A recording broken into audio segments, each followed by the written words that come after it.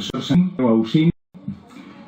Lo presento como hacemos siempre, una cosita breve, porque se podría decir mil cosas y publicaciones, etcétera, pero simplemente para situarlo, que es profesor aquí, por tanto un compañero y amigo y estupendo. Le agradecemos mucho que esté aquí con nosotros dedicando un poquito de tiempo. Profesor ordinario de Antiguo Testamento, de aquí, de la Facultad de Teología de la Universidad de Navarra. Tiene estudios, tiene estudios de filología semítica, aparte de los propios estudios de teología, filología semítica en la Universidad Complutense. También estudios que no me atrevo a calificarlos técnicamente porque yo no sé mucho de esto, de lengua hebrea en la Universidad Hebrea de Jerusalén, donde estuvo también un tiempo. Y aquí en la facultad imparte cursos ordinarios de libros proféticos del Antiguo Testamento, lengua hebrea, bíblica, teología bíblica del Antiguo Testamento, y después también es profesor del Instituto de Superior de Ciencias Religiosas, que eso es lo más importante de todo. O sea, que es profesor del Instituto y que da unas asignaturas y que siempre ha estado ayudándonos y se lo agradecemos. Y las áreas de investigación pues son estas que he mencionado, yo creo que quizá porque es conocido, famoso por los estudios, sobre todo los escritos del Qumran, que a uno quizá le suene, sobre todo si a alguien no le suena después de haber estudiado cosas del Antiguo Testamento, que pase por secretaría para suspenderle la asignatura que haya hecho, porque claro, debería saber qué es el Qumran. Bueno, y yo creo que ya con esto le dejamos la palabra para que nos cuente la sesión, que es, el título que tenemos aquí, que es para entender y preparar un jubileo extraordinario, el año de la misericordia. Adelante. Muchísimas gracias. Se oye bien, ¿no? Muchísimas gracias y de verdad que estoy contento de participar en este curso. El tema del que voy a hablar, desde luego no es un tema de agenda, del que hemos hablado aquí, pero es un temazo, la verdad.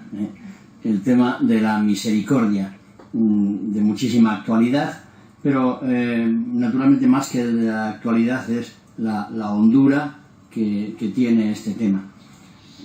Porque indudablemente desde hace muchísimo tiempo, pero también ahora se sigue planteando la dicotomía entre justicia y misericordia. ¿Qué es lo que nosotros tenemos que apoyar? ¿La justicia o la misericordia? Se oponen, son dos cosas contradictorias. ¿Dios qué es? ¿Es justo o es misericordioso? ¿Cómo podemos hablar de un Dios misericordioso cuando resulta que estábamos viendo las desgracias que ocurren a nuestro alrededor, las guerras, el sufrimiento de los más pequeños, de los más débiles, la inmigración? Cuando Dios permite eso, ¿Dios es misericordioso o Dios es justo? Algunos llegan a decir que lo mejor que se puede decir del Dios misericordioso es que Dios no existe. Imaginaos vosotros cómo está este planteamiento. Por eso yo creo que el Papa Francisco ha tenido esa genial idea de anunciar y declarar un año jubileo de la misericordia. Muy brevemente, ¿qué es el jubileo? Lo sabemos muy bien, simplemente esto recordarlo, que él viene del Yobel, que es el cuerno con el que sonaba, debía anunciarse el año jubilar, que era, después de los 45 años, un año, digamos, de descanso del campo, de descanso de los animales, descanso de las personas, y como si fuera volver al principio. Eso es lo que nos dice el libro del Levítico. Porque, curiosamente, en el Nuevo Testamento no hay ninguna mención del jubileo.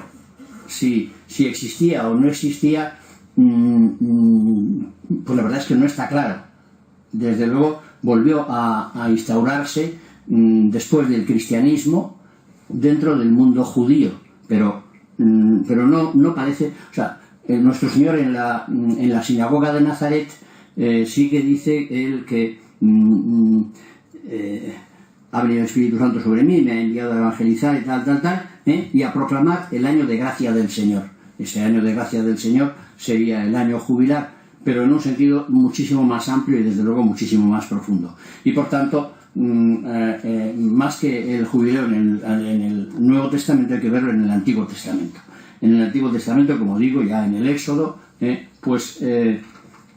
se anuncia cómo debe vivirse ese año jubilar. Es decir, es volver al principio, o sea, cada uno debería volver a tener las posesiones que tenía según le correspondía por la familia. Por tanto, todas las deudas quedaban saldadas, todo. Cada uno se pregunta si realmente esa ley llegó a ponerse en práctica alguna vez, o simplemente era una ley que era casi un desideratum que debería fundamentalmente incidir en la interioridad de la persona. Es decir, es un poco volver a los inicios de la relación de cada hombre, y en concreto del pueblo de Israel, con Dios. Eso es lo que parece que era el jubileo. Por tanto, en el Antiguo Testamento hay esos tres elementos que, para quedar ya muy claro, que era un año santo, un año jubilar y el año sabático. El año sabático era cada 7 años, era un año, digamos, de descanso, sobre todo del campo. Un aspecto casi, si queréis, como ecológico, donde efectivamente las cosechas, para que el campo no se degradara, pues estaba ese año sabático. El año jubilar, ya hemos dicho, el año cada 50 años, y un año santo era en el que había una serie de acontecimientos o celebraciones que tenían una importancia grande. En la Iglesia no hay constancia de que hubiera jubileo hasta el año 1300, con el Papa Bonifacio VIII, que fundamentalmente era para promover la peregrinación a Roma de todos los cristianos, lo cual tenía indudablemente una función religiosa, pero también una función, casi podríamos decir, social, para que Roma fuera considerada el centro de toda la cristiandad.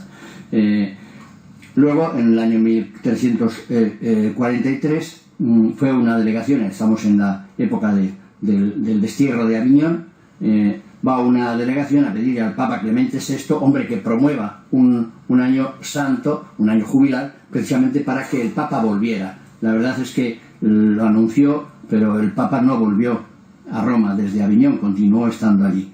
Bueno, la verdad es que luego, ya en el año 1475, empieza a ponerse el año jubilar cada 50 años, y más tarde cada 25, para que cada generación tuviera la posibilidad de tener un año jubilar. Bueno, ese es el año jubilar, y por tanto tenemos lo que es un año jubilar ordinario y un año jubilar extraordinario, incluso un año jubilar particular. El año jubilar ordinario es, como digo, cada 25 años. El último fue el año 2000, que se celebraba los 2000 años del nacimiento de Jesús, promulgado por el Papa Juan Pablo II. Ese es el ordinario. El extraordinario es cuando hay un acontecimiento especial. Por ejemplo, el año extraordinario, jubilar extraordinario, porque el Papa Francisco considera que el tema de la misericordia es un tema de una especial relevancia y una especial importancia para la Iglesia. Y luego el año jubilar particular es cuando es un año jubilar, pues para un determinado país, para una determinada diócesis, concretamente el año jubilar teresiano que estamos celebrando, pues naturalmente es únicamente para España. Bueno, eso es, digamos, lo que es el jubilar y el jubileo, en el que naturalmente se va a mantener el espíritu inicial desde el Antiguo Testamento, es decir, es el año de la reconstrucción, si pudiera hablarse así, de la renovación, de volver un poco a los inicios, a la relación de Dios con el hombre. Por eso lo importante, lo esencial, va a ser siempre en el año jubilar, pues el acercamiento a Dios, sobre todo por el sacramento de la penitencia, que va a tener siempre una importancia grande, y las indulgencias, y por otra parte, naturalmente, las peregrinaciones que se puedan organizar con ocasión del, lo vemos claramente aquí, ya que estamos viviendo el año jubilar teresiano, indudablemente ha habido muchísimas peregrinaciones a Ávila y a la cuna de Santa Teresa, o a los lugares donde Santa Teresa fundó los monasterios. Bueno, está muy claro. La misericordia. Vamos a la misericordia, que es el tema fundamental.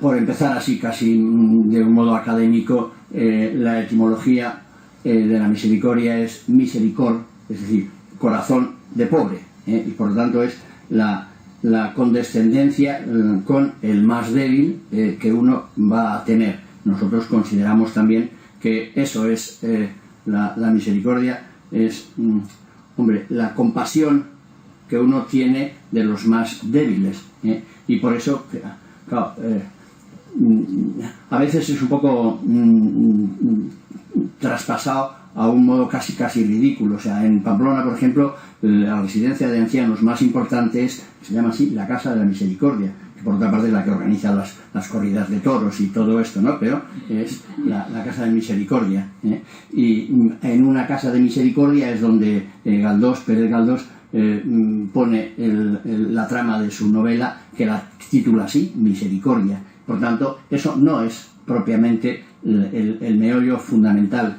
de la misericordia. Si uno va al Antiguo Testamento, hay dos términos importantes que también han llegado a nuestro lenguaje normal. El uno es el que se refiere a las entrañas, el regem o rejamín, las entrañas, que normalmente se refiere inicialmente al seno materno, pero también a las entrañas en general, y así hablamos del amor entrañable, o incluso del odio visceral, un odio visceral. Naturalmente ese es, así nos viene, ¿no? El segundo término es, digamos, menos, no sé si menos material o menos antropológico, el gesed, es el más importante que aparece en la Biblia. Es gesed,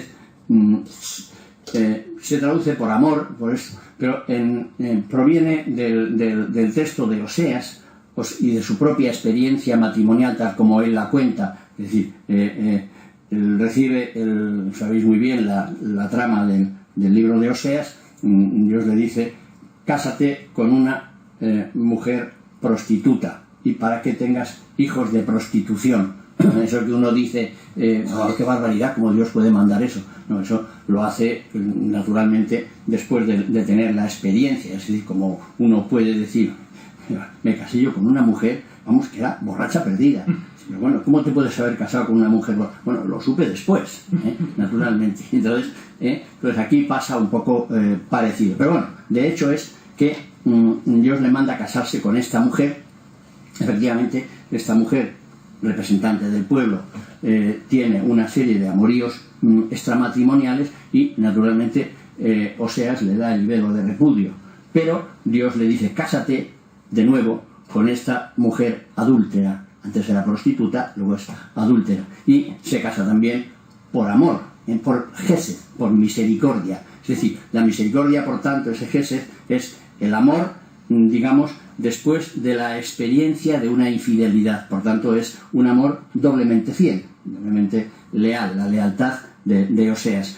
Por eso, a partir de ahí, va a tener mucha importancia, luego diremos algo, la relación, o la metáfora, o la imagen esponsal, para hablar de la relación de Dios con el pueblo. De tal manera que, claro, la prostitución y el adulterio siempre es imagen de la idolatría, del alejamiento de Dios por otros dioses falsos.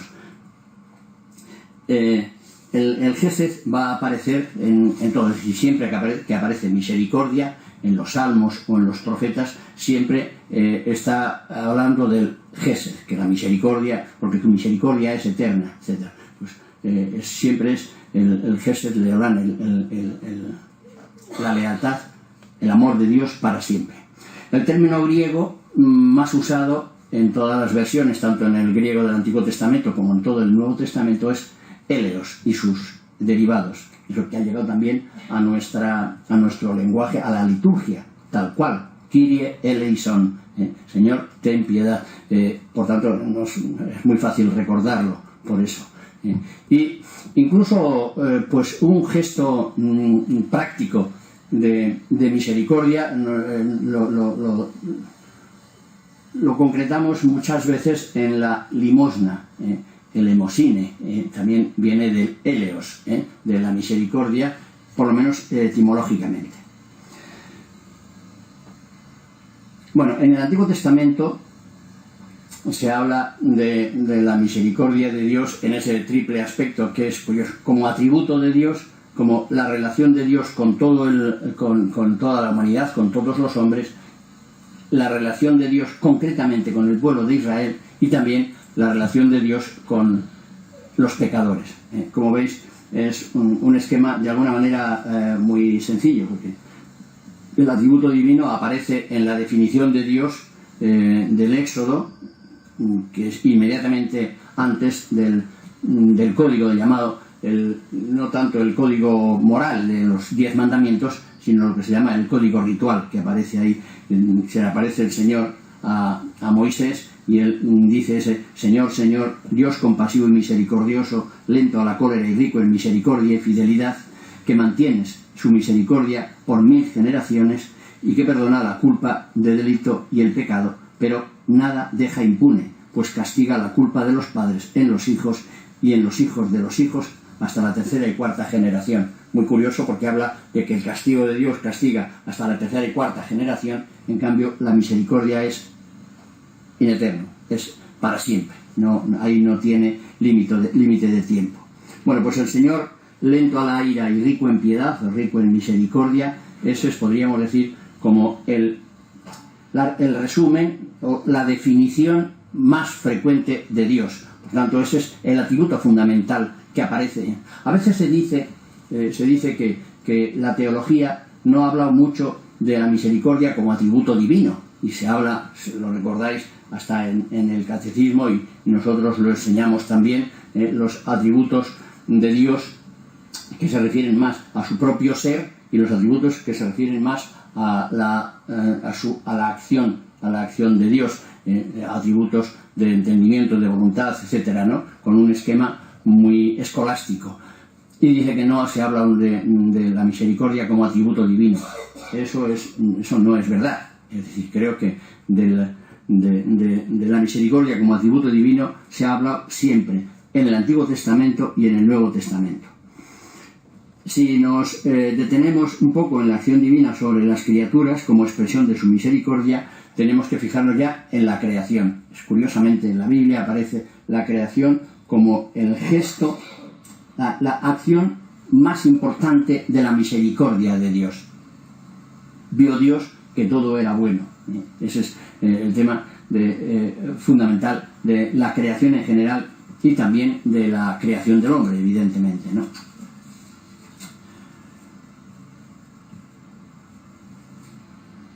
Con el pueblo elegido son mucho más frecuentes, lógicamente, las expresiones de la misericordia de Dios, porque ya la salida de Egipto, el éxodo, que va a ser el acto fundamental, de tal manera que a la luz del éxodo se va a entender toda la acción de Dios. ¿Qué es la creación? La creación es una acción prácticamente de éxodo, porque Dios saca a las criaturas, no digamos de la nada, que eso es ya muy tardío, evidentemente, del libro de los Macabeos, pero sí que aparece constantemente que Dios es el que va formando, por lo tanto va sacando la creación, como después va a sacar al pueblo de la opresión de Egipto para llevarlo a la tierra de promisión. Sin duda ninguna, esa acción de Dios es importante en el Éxodo y en la donación de la alianza, pero sin duda el grito más fuerte lo dan los profetas, ese texto tan consolador, ¿verdad?, del profeta Isaías. Aunque una madre se olvide de su hijo, yo no me olvidaré de ti. Ese es en el Antiguo Testamento la relación paterno-filial es muy poco frecuente, y casi como de pasada es el profeta Oseas, que también el profeta Oseas, que era el que hablaba de la relación de Dios con el hombre como una relación esponsal, también aparece de la relación del hombre con Dios como una relación paterno-filial. De Egipto llamé a mi hijo, dice, naturalmente, y le cuidé y tal, pero sin embargo él se revolvió contra mí, etcétera. Eso es también de Oseas, como digo, pero es muy poco frecuente. ¿Por qué? Porque era muy difícil entender la paternidad y la filiación sin entender que entonces no había un monoteísmo, que es esencial, indudablemente, en todo el Antiguo Testamento, en toda la Escritura y en toda la doctrina de la Iglesia, por otra parte, ¿verdad? ¿Por qué? Porque, hombre, si el Hijo tiene la misma naturaleza que el Padre. Si tiene la misma naturaleza que el Padre, es igualmente Dios. Y eso siempre chocaba. Por eso, en el Nuevo Testamento también chocará, que es cuando Jesús sí se dice de sí mismo que es Hijo de Dios. Si es verdadero Hijo de Dios, entonces también es Dios, indudablemente. Nosotros así lo creemos y así lo sabemos porque nos lo ha revelado Jesucristo.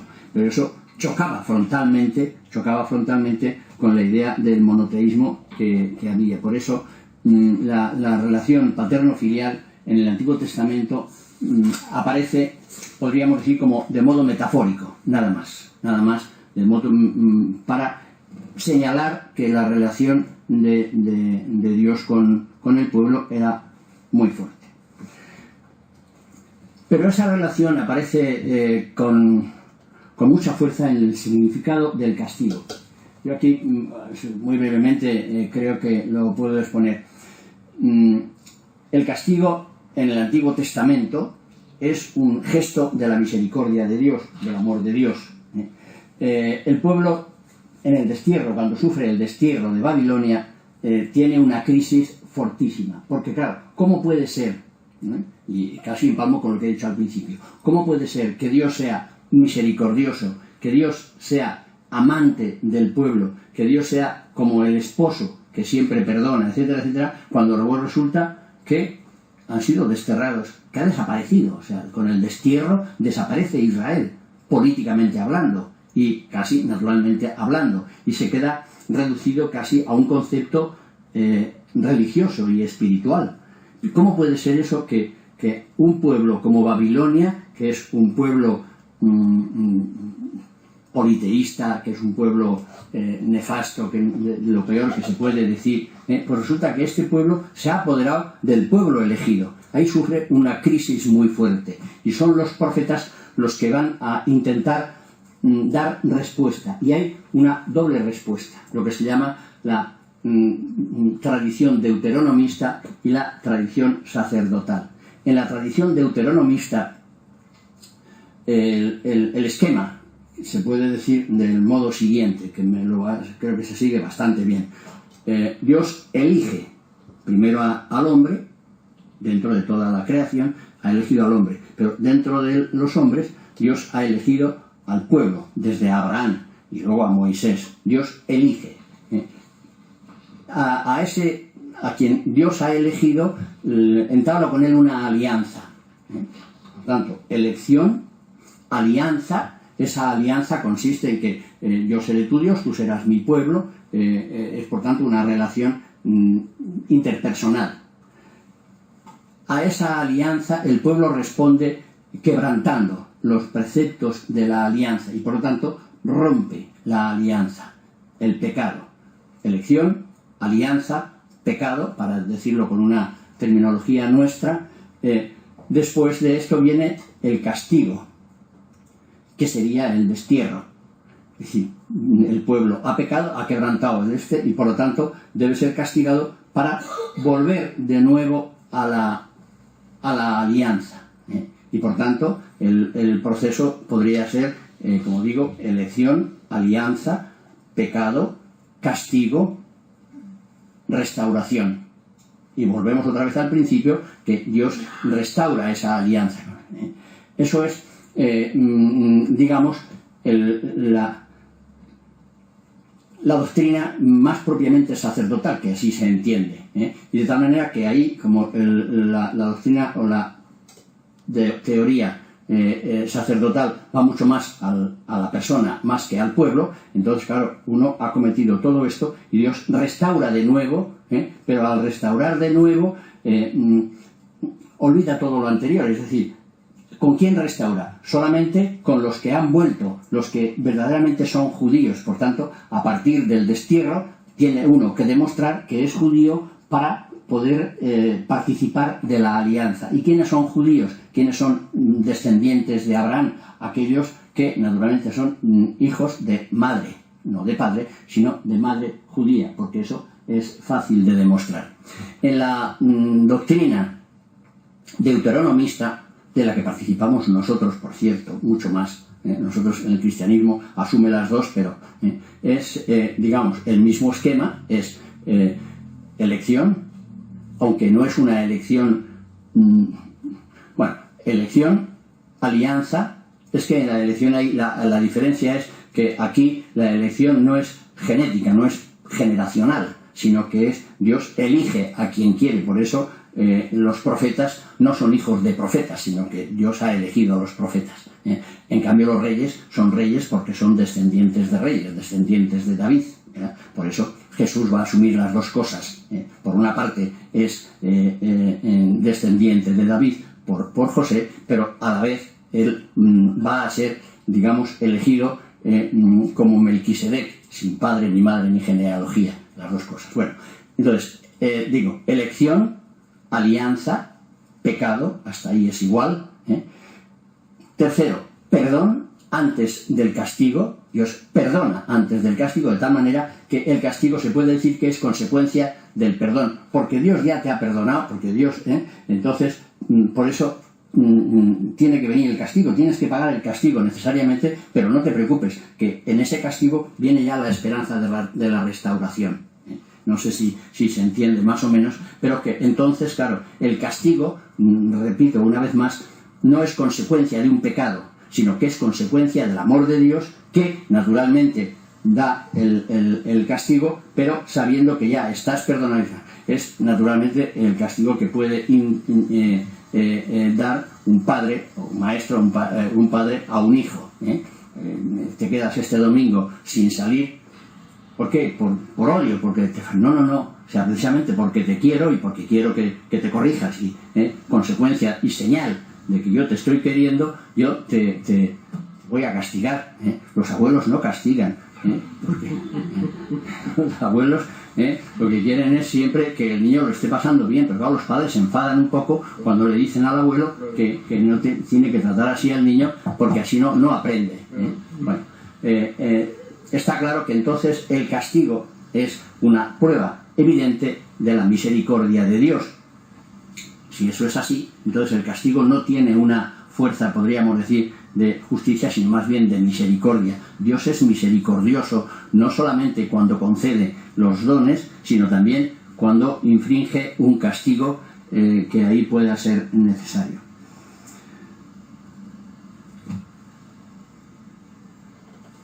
Bueno, con los pecadores es evidente también, aparece en casi todos los sitios, sobre todo cuando, ya después de lo que acabo de decir, se entiende que Ezequiel, que es el primero que habla de la responsabilidad personal y plantea ese problema de decir, nuestros padres comieron los agraces y nosotros sufrimos la dentera. ¿Por qué nosotros tenemos que pasar el destierro, que es consecuencia del pecado de los anteriores, verdad? Y Ezequiel dice, no, o sea, aquí han ido al destierro los que habían pecado, esos son los que van al destierro, y por tanto Dios no quiere la muerte del pecador, sino que se convierta y viva, y por tanto la responsabilidad personal es que los que han vuelto del destierro son elegidos por Dios, como he dicho antes, y por tanto comienzan de nuevo, pero ya es una responsabilidad personal, y cuenta esa historia tan bonita, ¿verdad? Que si un padre que es bueno, que tal, que cumplía todas las leyes, tiene un hijo que es díscolo, tal, entonces este hijo será castigado por su pecado, pero no por su descendencia. Si a su vez este hijo díscolo tiene otro hijo que resulta que se porta bien, tal, entonces este hijo será bendecido y beneficiado por Dios. Bueno, Creo que con esto está más o menos claro lo que es el Antiguo Testamento. En el Nuevo Testamento es muchísimo más sencillo, evidentemente, o si queréis, muchísimo más diáfano. Jesús, como coge el título de la bula del Papa, es Misericordiae Vultus, es el rostro de la misericordia de Dios. Jesús es el que va a hacer la revelación más clara y patente del Padre, del Dios misericordioso. ¿En qué sentido? Pues yo he puesto ahí los tres y no me voy a detener mucho porque es mucho más fácil, mucho más claro, ¿verdad? Es decir, primero por su propia encarnación. La presencia de Jesús hecho hombre es la manifestación más evidente de que Dios ha enviado a su Hijo, a su propio Hijo. Todas las parábolas de los viñadores inicuos, pues está claro que envía a su Hijo para salvar a todo el mundo, aunque tenga que sufrir nada menos que la pasión, la muerte y la cruz. Por tanto, la presencia de Jesús ya es una manifestación de una revelación de la misericordia de Dios. La enseñanza de Jesús está impregnada de amor y de misericordia. San Lucas naturalmente narra mejor que ningún otro evangelista cómo Jesús acoge a los pecadores, cómo Jesús cuando le acusan los fariseos le dicen este come con los pecadores y tal, entonces propone las tres parábolas de la misericordia, la oveja perdida, el dracma extraviado y sobre todo la parábola del hijo pródigo, ¿verdad? Es tan importante. El Señor es el que repetirá misericordia quiero y no sacrificio. O sea, la enseñanza de Jesús es una enseñanza de misericordia permanentemente. Y en la Iglesia, que es lo que se ha discutido modernamente, digamos, es decir, la Iglesia no ha vivido de misericordia, sino que ha vivido de justicia. Ya sabéis que este planteamiento lo hace sobre todo Lutero. Lutero en el siglo XVI plantea que la Iglesia no ha vivido la misericordia de Dios, sino solamente la justicia. La Iglesia, por tanto, en la escisión, que se quede con su ley, que se quede con su justicia, y yo me quedo con la gracia, yo me quedo con la misericordia. Entonces volverá a plantearse muy fuertemente, bueno, tan fuertemente que supone nada menos que la escisión, se plantea muy fuertemente si es lo mismo, si de alguna manera misericordia y justicia son dos cualidades en Dios y en los hombres que se complementan, o más bien que se enfrentan, que están enfrentados. Eso es indudablemente falso,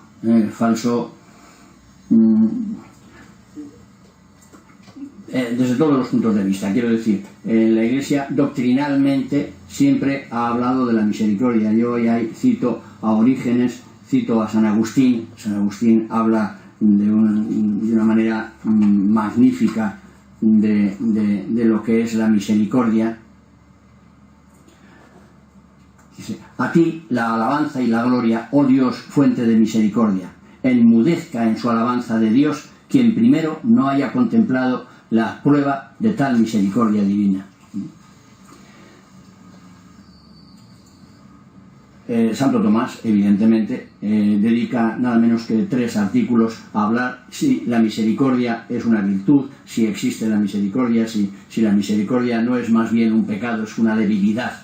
Si la misericordia es una debilidad ante el pecado, Dios se hace débil. O nosotros lo que tendríamos que hacer es condenar al pecador, al culpable, y salvar al... O es más bien una debilidad cuando también la sociedad o una persona intenta salvar al que es débil, o mejor dicho, al que es culpable. Bueno, pues Santo Tomás se plantea también ese tema. Estamos en el siglo XIII y Lutero es del siglo XVI. Por lo tanto, ahí estaba muy claro que esto. De todos modos, no cabe duda que la misericordia ha pasado a primer plano en el siglo XX, sobre todo después de las 2 guerras mundiales. No nos olvidemos que, claro, ahí estaba planteado cómo Dios ha permitido nada menos que 2 guerras tremendas, que ahora podríamos también plantearlo en lo que está ocurriendo, como he dicho antes, en la migración y en las guerras que todavía sigue habiendo. Pues bueno, después de esas 2 guerras, los últimos pontífices hablan abiertamente de la misericordia, de Dios misericordioso. Juan XXIII lo dice muy bien en el discurso que tiene de apertura del Concilio Vaticano II. Por supuesto, San Juan Pablo II, que tiene su segunda encíclica, como bien sabéis, la Dives in Misericordia, que además él va a canonizar a esta monja polaca, que Santa Faustina Kowalski, que habla de la misericordia del Dios misericordioso, etc., ¿no? Y naturalmente también Benedicto XVI en las 2 encíclicas, Deus Caritas Est, y la otra, ¿cuál es? Sin Caritate, ¿no? Y naturalmente el Papa Francisco, pues no digamos desde el principio de eso. Bueno, yo voy a terminar ya recordando un poco que esto sería mejor leerlo en la bula, pero en fin, es resumir, porque los que estamos aquí, vosotros que os dedicáis a la educación y los que, pues por ser sacerdotes, tenemos también eso, ¿cuál es el objetivo que el Papa se plantea? ¿Cuáles son los objetivos que se plantean en este jubileo de la misericordia? Pues son 3, si queréis hasta 4, pero bueno, primero la peregrinación. Pero siempre el Papa Francisco habla de la peregrinación, no es únicamente de salir hacia un lugar sagrado, en concretamente la peregrinación a Roma y la peregrinación a una serie de lugares que en cada diócesis se vaya marcando, sino que esa peregrinación sea el símbolo de la Iglesia en salida, de que uno sale de sí mismo, que uno sale de su propio egoísmo. Aquí que somos testigos de muchísimos peregrinos que van a Santiago, que pasan por aquí. Les dice, buen camino. Sí, bueno, buen camino, pero a lo mejor lo importante es buena llegada, porque si no, el buen camino no hacemos nada. A mí me hace gracia cuando la gente dice, vamos a hacer el camino de Santiago por etapas, y este año vamos a hacer una etapa de Roncesvalles a Estella, al año que viene Estella tal. Digo, pero bueno, ¿de qué se trata? ¿De andar? ¿De hacer así una caminata? ¿O es más bien de llegar? Bueno, eso es lo importante de una peregrinación, el saber qué es lo que es. El segundo punto es las obras de misericordia.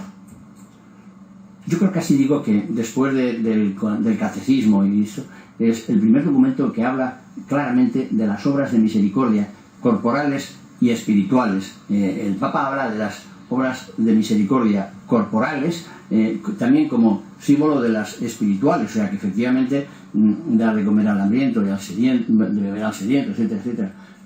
Eso todo es muy importante, pero es importante sin olvidar la integridad de la persona, es decir, lo que se llaman las obras de misericordia espirituales, pues tienen una importancia. Yo decir esto aquí ante unas personas que se están dedicando a la enseñanza y muchas veces a la enseñanza de la religión o a la catequesis o esto, es una de las labores digamos que tiene un poco relieve. Yo estaba pensando cuando hablaba de los temas estos y tal, y bueno, ¿quién habla y cómo hablas de la catequesis y de los contenidos de la catequesis en estos medios de comunicación? Ese es un reto verdaderamente importante, pero tenemos que tener los contenidos muy claros, porque si no tenemos los contenidos difícilmente vamos a transmitir eso que nos... Pero bueno, a la hora de transmitirlo no se trata de transmitir contenidos como quien va repartiendo ladrillos, ¿verdad? Sino que naturalmente las obras de misericordia van a la formación de la persona en su integridad, sin duda ninguna. El tercer punto es el acercamiento a Dios. Eso es la clave, el acercamiento a Dios en todos los ámbitos, en todos los aspectos, si queréis. Hay que enseñar a la gente a rezar. Se reza poco, es verdad, y los que rezamos a lo mejor rezamos poco, pero indudablemente la oración es un punto en el que el Papa insiste de una manera tremenda, O sea,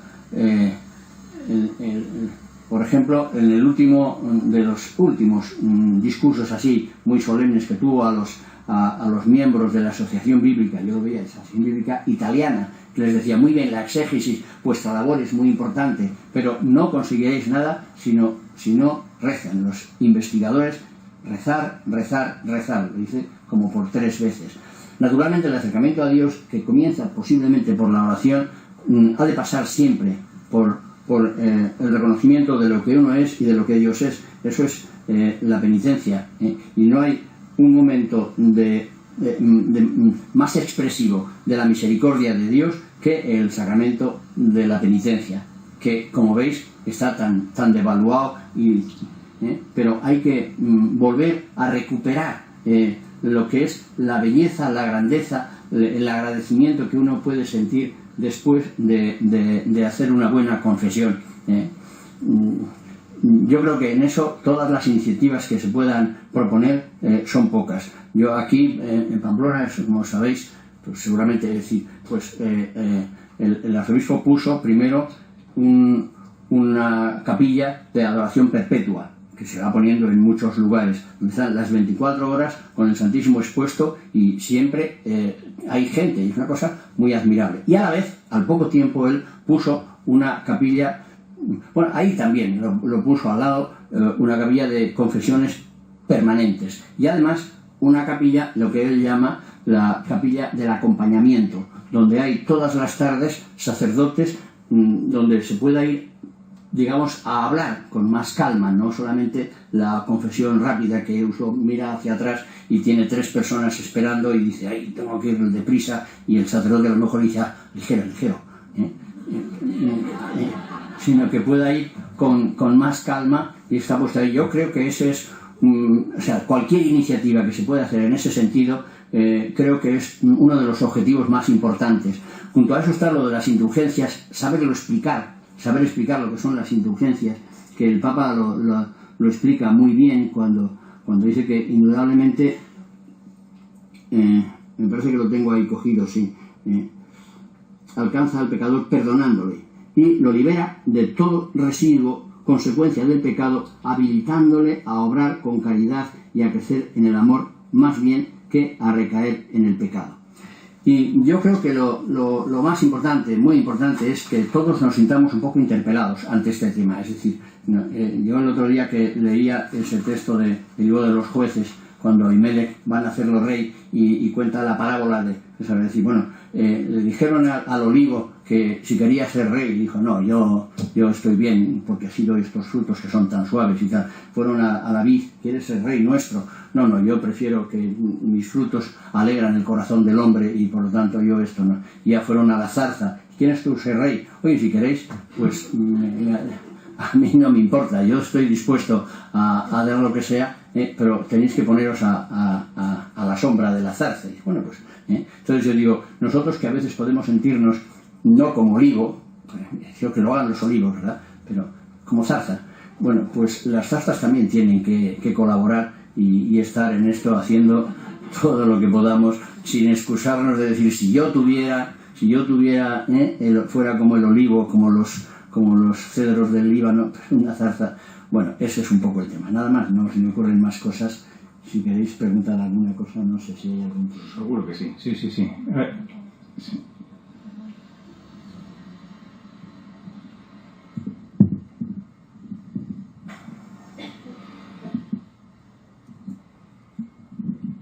Perdón, tengo una pregunta, es más desde el plano académico. Me resulta muy complicado cuando a los niños y no tan niños se les explica el Éxodo, o ya a los que están en la universidad enseñándoles a ser profesores, ellos ven como un Dios del Antiguo Testamento que era vengativo, porque cuando les explicas que se carga a los niños en Egipto y cuando les promueves a cosas, entonces ellos dicen, claro, es que el Dios del Antiguo Testamento era malo y el Dios del Nuevo Testamento es bueno. Solamente era bueno con los israelitas, pero con el resto hay que ver cómo las que montaba. Y entonces a mí eso, desde un punto de vista didáctico, no sé explicarlo. No sé si nos puede dar alguna pauta. Gracias. Ese es siempre un tema difícil, que es un poco explicar la predilección. Dios tiene un pueblo predilecto, pero también nosotros los cristianos decimos que somos predilectos, queridos por Dios. Entonces, creo que nosotros, que dices que es difícil de entenderlo, lo podemos entender mejor, porque nosotros también hablamos con un término, usando mucho la paradoja, permanentemente. Cuando va a explicar con una madre quiere mucho a su hijo, ven aquí que te mato. Hombre, es un modo de expresar, no te digo ya que sea un lenguaje andaluz, que todavía, ¿verdad?, dicen que es mucho más, el lenguaje mucho más exagerado. No, pero nosotros hablamos con mucha frecuencia de este modo. Entonces, nos parece que para hablar que uno tiene predilección por uno de los hijos que le cuesta más, y le dice, mira, si sacas buena nota, te voy a dar lo que sea, te compraré una bicicleta. Y a mis hermanos, te voy a comprar una bicicleta a ti, luego tus hermanos hablamos. Pero, entonces, la contraposición está permanentemente en el Antiguo Testamento. Ya cualquier tema que podamos sacar, decir, bueno, Dios resulta que libera a los primogénitos de Israel, y a los primogénitos de Egipto los cepilla a todos. Dice, bueno, eso es también un modo de hablar. O sea, yo creo que la Biblia no hay que entenderla de modo fundamentalista, es decir, no se puede entender literalmente, porque si lo entiendes literalmente, no hacemos nada. Yo pongo siempre un ejemplo muy tonto, pero que se puede entender. Ahora ya con estos métodos de comunicación quizás no. Pero en nuestra época, cuando escribíamos una carta, decíamos, querido Pepe, no sé qué, no sé cuántas, bueno, un abrazo. Cada uno lo lee y dice, oye, aquí, estos dos, querido Pepe, ¿qué lenguaje es este, no? Y se despide con un abrazo. Yo eso no lo veo tan claro. Y dice, bueno, un momento, no me interpretes el lenguaje así, sino que es que esto era un modo de hablar. Era entonces, también en la Biblia hay que ver no solo lo que dice, sino lo que está queriendo decir, y si ese lenguaje es un lenguaje habitual en la época. Entonces tú lees otros libros que son un poco el lenguaje épico en ese caso, el lenguaje épico del Éxodo. Claro, tú coges no solamente en esa época, sino hasta en la época cuando uno lee las guerras de las Galias de César, bueno, o sea, va avasallando todo, ¿no? Y es el gran jefe. Entonces, ¿cómo explicas que es el gran jefe? Porque ha matado a otros. ¿Cómo explicas que Dios es el único Dios? ¿Y cómo explicas que Dios...? Bueno, pues utilizando ese lenguaje épico que no se puede entender al pie de la letra. ¿Dios mató a todos los primogénitos de Egipto? No. Si tú miras a la historia, indudablemente no los mató, si no hubiera habido ya egipcios, ¿verdad? Y sí que hubo egipcios a continuación, o sea, después de eso. Entonces, lo que está queriendo decir es que Dios tiene una predilección, que hace algo con los israelitas que no hace con los demás, y que ellos entiendan esa predilección sobre ellos. No sé si me he explicado un poco, pero el entender el lenguaje, lo que escribe la Biblia, que no es lo que dice, porque si no, al pie de la letra, eso es el fundamentalismo, y cuando uno lee la Biblia, quiere leerla al pie de la letra, está perdido. Pero no solamente la Biblia, cualquier otro lenguaje, como digo, una carta que tú escribes o cualquier otra cosa, si te la quieren interpretar al pie de la letra, me quiero decir, no es letra por letra, palabra por palabra, no un modo de decir. Bueno, no sé si me he explicado suficientemente. ¿Más preguntas?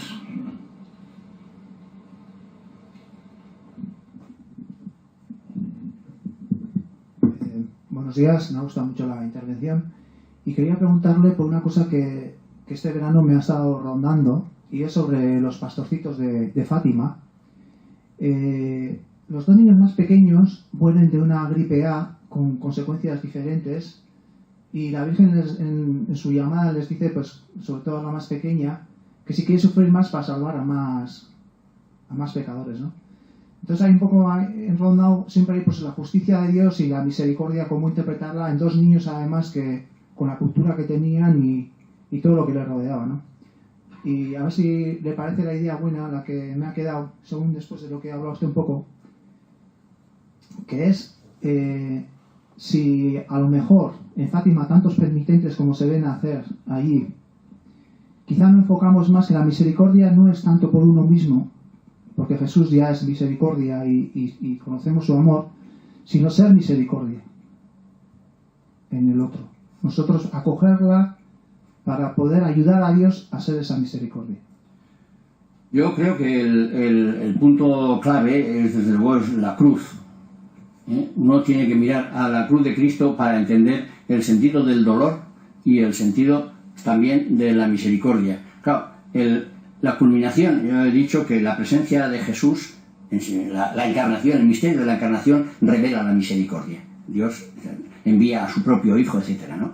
Pero no solamente le envía, sino que le hace pasar por la cruz, por la humillación. Eso que siempre ha causado un grandísimo estupor y es un grandísimo misterio, el misterio de la cruz, que no se entendería si no fuera por la resurrección, indudablemente, ¿verdad? Pero entonces, per crucem ad lucem, ¿verdad? Por la cruz a la resurrección. Entonces, si resulta que para salvar a los hombres Dios no perdonó a su propio Hijo, por tanto, la cruz es, digamos, la expresión de que Dios perdona al mundo, perdona a todo el mundo, y le hace pasar por el sufrimiento, significa que entonces el dolor y el sufrimiento tiene sentido redentor, digamos. La redención es la expresión de la misericordia, porque es universal. Entonces nosotros, y los pastores, cualquiera, que le dice, bueno, tú haz penitencia porque así salvarás a más almas. Pues el dolor no es el dolor en sí mismo, sino el dolor unido al dolor de Cristo. Es decir, que el que salva es Cristo, Cristo desde la cruz. Y entonces el cristiano ama la cruz porque en la cruz está la salvación. Y si no se entiende ni el sacrificio cristiano, ni el sacrificio de los hombres, ni el sacrificio de los inocentes. O sea, que también el sacrificio de los inocentes entra dentro del misterio, desde luego, del misterio del dolor, pero entra dentro del misterio de la cruz. ¿Por qué tuvo que Jesús? Santo Tomás se lo plantea con mucha fuerza, ¿verdad? Si era necesario que Jesús muriera en la cruz. Claro, y él dice que sí, para enseñarnos la importancia del pecado, para enseñarnos, por tanto, la importancia de la salvación, porque tal como sea la salvación, tal es el pecado. Si a mí me pisan me pisan el pie y me dice, oye, perdona, no te preocupes, pero a continuación me da otro pisotón más fuerte, me dice, oye, perdona, oye, un momento, ¿no? Entonces, depende de cómo sea el pisotón, tal será mi perdón. Si yo le perdono después de una cosa seria, es porque el perdón es serio, la misericordia es seria. Por tanto, también, de verdad que el dolor y el sufrimiento solamente tiene explicación a la luz de la cruz. Bueno, tenemos que acabar porque el descanso es sagrado. Entonces, daría para muchas cosas más, evidentemente. Y bueno, también don Santiago, como muchos otros profesores, estarán por aquí. Si alguien después quiera preguntarle personalmente alguna cosa. Bueno, yo creo que ha sido una exposición profunda y cercana, y además con imágenes, ¿no? de propias de escriturista. Yo me he quedado con lo de que los abuelos no castigan, que es una idea que me ha encantado, o sea, porque me parece que tiene mucho fondo además, o sea, también desde el punto de vista didáctico, o sea, los padres que quieren más sí castigan, Bien, en fin, que muchísimas gracias a don Santiago y que contamos con él para lo que haga falta. Muchísimas gracias.